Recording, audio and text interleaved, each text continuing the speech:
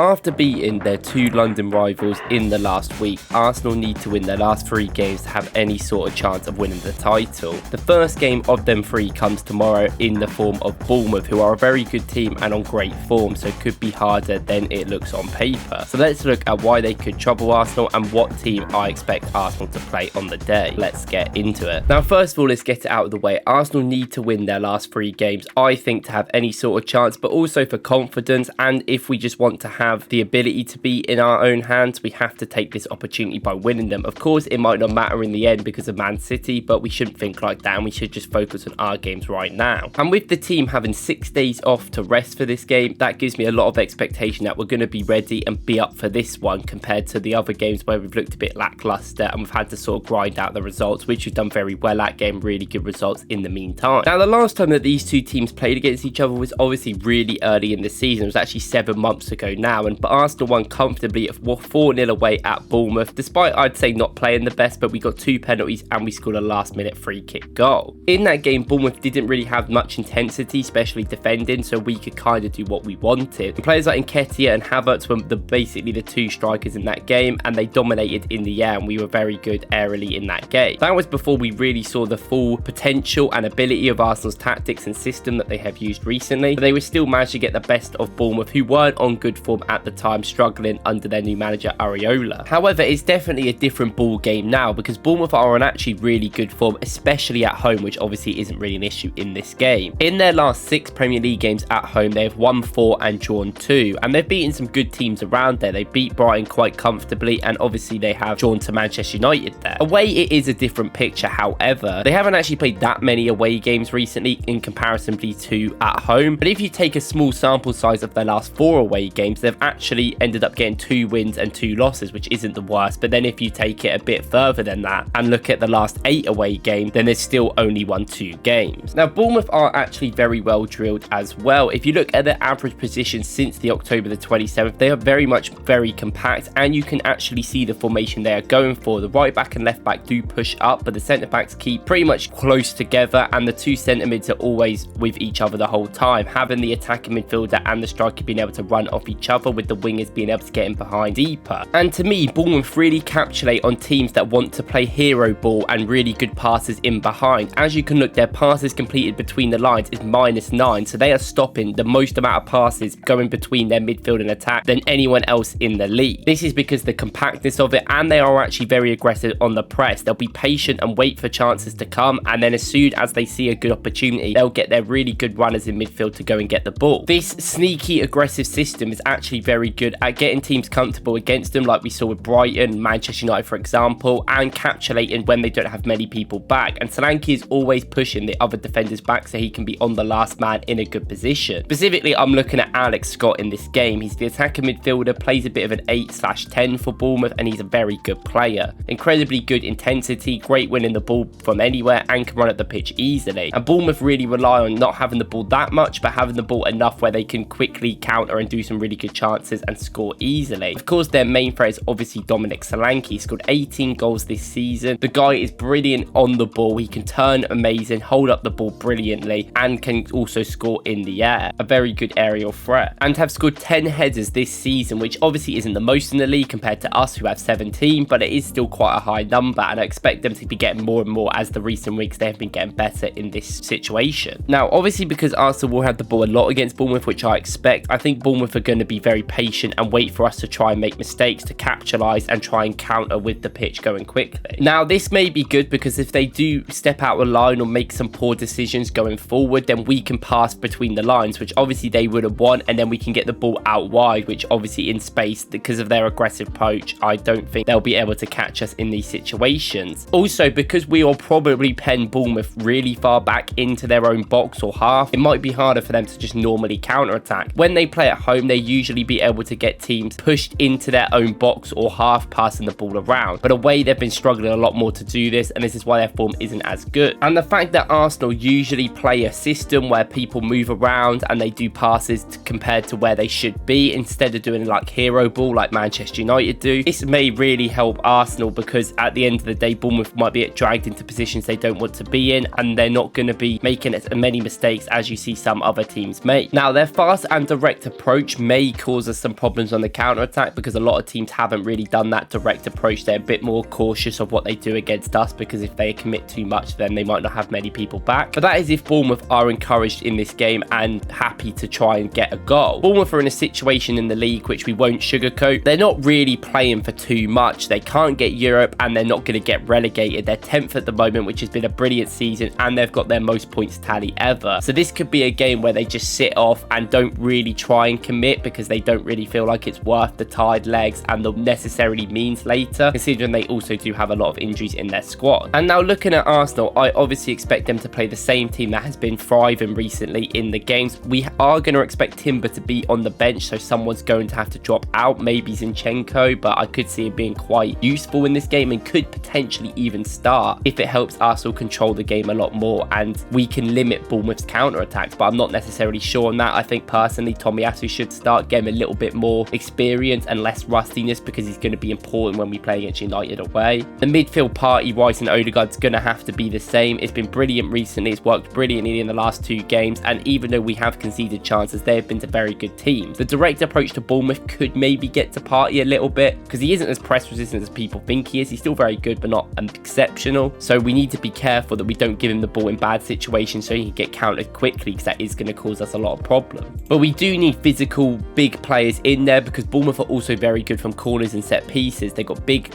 tall defenders that can always get headers on, and they caused us problems last year when we played them at the Emirates in the same situation. So it'd be good if we have maybe Tomiyasu on and Partey on so they can try and be imposed in the defence. Obviously Partey needs to improve a lot there. Going forward, Havertz has to start up front. I know it's usually a thing we do against bigger teams, but I still think it's best way to go against smaller teams as well. He can really get at the defenders and cause problems and end up pushing and giving space to the wingers. And that's why I kind of want Martinelli to play in this game. Trossard's been given a good run out in the squad and he's been really good, but Martinelli had a really good cameo I felt against Tottenham where he was very intense defending when we needed it to, and I think overall maybe getting on the counter attack if Bournemouth are trying to score might be a good idea with their direct attacks, and just Martinelli in space I feel like can happen in this game more and more, especially with the inclusion of Partey and Havertz. I think with Rice going into that left centre mid spot, Martinelli will get more of the ball than you have seen in other games. So in my opinion, I think you should give Martinelli the go and at least practice him for this game because this is a great idea to see if he could play in the last 2 games of the season. I do think this game will be harder than what people are saying, but considering Bournemouth aren't playing for too much and their away form is a bit inconsistent, especially against bigger teams, and how Arsenal play, I think we can get at them, but they're always a threat on a direct counter attack and pushing us in our defence. So we've got to be wary, especially Scott and Solanke, who are 2 incredible footballers who should never be underestimated. Let me know in the comments who you think should play in this game, and let me know what you think the game's going to be and how it's going to go. If you like this video, please like and subscribe, and go and watch my video yesterday where I talk about Arsenal's incredible season so far. Let's go, we can win this game, come on.